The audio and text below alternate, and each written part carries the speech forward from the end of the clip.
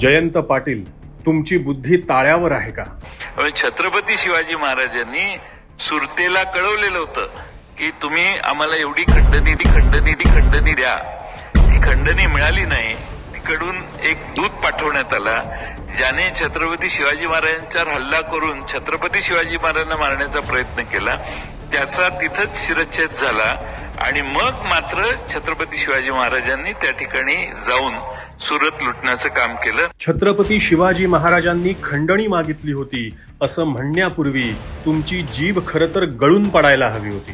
ती खंडणी मिळाली नाही. बरोबर आहे. महाराजांचं शौर्य सहन न होणारी अफजल खानाची वृत्ती तुमच्या नसा नसात भिनलीये. महाराजांनी सुरतेवर स्वारी केल्याचं शौर्य नाकारता आणि महाराजांनी सुरतेची लूट केल्याचं म्हणता. हाच चुकीचा इतिहास महाराष्ट्राच्या अभ्यासक्रमात पेरता आणि आता महाराजांनी खंडणीही मागितल्याचं सांगता. तुम्हाला लाज कशी वाटत नाही अशी वक्तव्य करण्याची? आजच्या महाराष्ट्रातले आधुनिक अफजल खानच तुम्ही. तुमचे नेते सामान्यांकडून 100 कोटी रुपयांची वसुली करण्याचं टार्गेट ठेवतात. महाराष्ट्राची लूट करण्याचे भयंकर प्लॅन आखतात.